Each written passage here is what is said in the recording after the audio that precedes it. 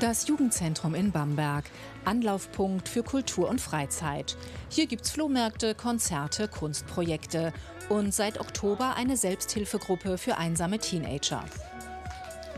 Die Idee dazu hatten 7 Schülerinnen und Schüler, darunter Raphael, Eva, Matthias und Marlon, alle zwischen 16 und 18.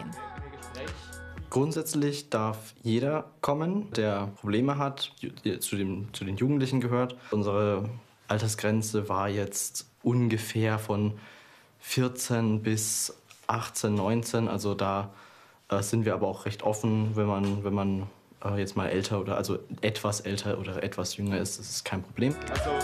Gut drauf, schlecht drauf? Wem es schwerfällt, das in Worte zu fassen, kann zu den Gefühlskärtchen greifen. Die Jugendlichen wollen da sein und zuhören, immer auf Augenhöhe. Wir bieten wirklich einen Raum zum Reden an und viele Leute haben eben diesen Raum nicht. Ja, und das ist eben das, was nach meinem Verständnis Einsamkeit ausmacht. Also viele Menschen haben dann einfach niemanden, mit dem sie wirklich mal sich hinsetzen können, zu reden. Weil der Mensch, der möchte darüber reden, der will sich öffnen und der möchte die Reaktion von anderen Menschen sehen auf seine Gedanken, seine Gefühle. Und dafür sind wir da. Die Pädagogin Maren Brunner hilft der Selbsthilfegruppe bei allen Fragen. Die Idee, eine Runde zur mentalen Gesundheit ins Leben zu rufen, entstand auf einem großen Jugendtreffen in Bamberg. Die Jugendlichen meinten eben, dass in Bamberg, dass es da recht wenig Anlaufstellen gibt oder wenig Anlaufstellen, wo man schnell Hilfe bekommt, irgendwie Jugend- und Kindertherapeutinnen gibt es einfach zu wenig in Bamberg in ihren Augen und die Wartezeiten sind einfach lang. Und genau deswegen Selbsthilfegruppe, Peer-to-Peer-Ansatz war ihr Vorschlag. Fast die Hälfte der jungen Menschen bis 30 Jahre fühlt sich verlassen und allein. Besonders groß ist die Einsamkeit zwischen 19 und 22. Dieses Gefühl kann krank machen, bis hin zu Suizidgedanken. In Nürnberg gibt es für solche Krisen das Hilfsprojekt U25 mit Ehrenamtlichen. Ich bin Herbert und ich bin Krisenbegleiter. Ich bin Marlene und ich helfe jungen Menschen mit Suizidgedanken. Ich bin Hanna und ich bin da und höre zu.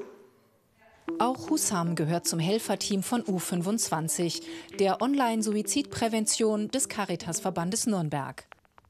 Der 23-jährige Student ist rund um die Uhr per Mail erreichbar.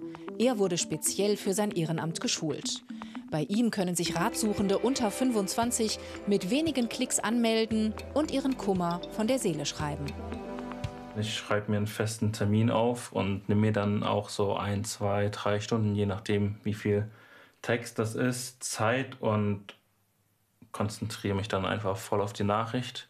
Schicke sie dann in den Feedback-Bereich, weil wir bekommen individuelles Feedback. Und dann geht's los und wir schicken es ab. Das Feedback geben die hauptamtlichen Mitarbeiterinnen, die über jede Mail nochmal drüber lesen. Es geht ja um sensible Themen. Hussam betreut gerade 2 Ratsuchende. Manche Kontakte laufen über Wochen, manche sogar über Jahre. Alle Themen sind erlaubt und alles läuft anonym. 11 deutsche Caritasverbände bieten so eine Beratung an. Online, von jungen Leuten, für junge Leute. Der Nürnberger Standort ist der einzige in Bayern. Rund 30 sogenannte Peers engagieren sich hier. Ihre Arbeit wird von der Uni Erlangen-Nürnberg wissenschaftlich begleitet. Das Ergebnis? Die Beratung hilft und rettet nachweislich Leben. Fast 90% der Ratsuchenden sagten, der Mailkontakt sei für sie hilfreich. Teamleiterin Isabel Dolek weiß, wie akut und wie unterschätzt das Thema ist. Suizid ist bei unter 25-Jährigen die häufigste Todesursache, vor Unfällen und Gewalttaten. Umso wichtiger die Hilfe. Es ist tatsächlich eben auch wissenschaftlich nachgewiesen, dass es wirksam ist, dass es den Ratsuchenden besser geht nach unserer Beratung. Es wurde auch festgestellt, dass die Peers nicht belastet sind durch ihr Ehrenamt, dass sie sich gut begleitet fühlen, gut betreut fühlen. Und nicht zuletzt die vielen Einzelfälle von Jugendlichen, die uns schreiben nach einer Zeit, sie hatten wirklich schlimmste Suizidgedanken, sie hatten schon einen Suizidplan und es hat ihnen geholfen, hier jemanden immer zu haben und das hat ihnen durch die Zeit geholfen und sie sind jetzt über diese Phase auch hinweg. Auch die Nürnberger Firma Mentalis hat ein Hilfsangebot entwickelt. Seit diesem Jahr gibt es die App Care Now für junge Leute zwischen 13 und 21.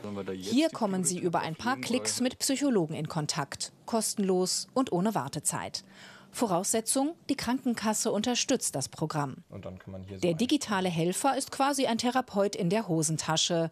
Junge Leute können in der App Übungen zu ihrer mentalen Gesundheit aufrufen. Wichtig. Bringst du ein Thema mit, über das wir heute sprechen sollten?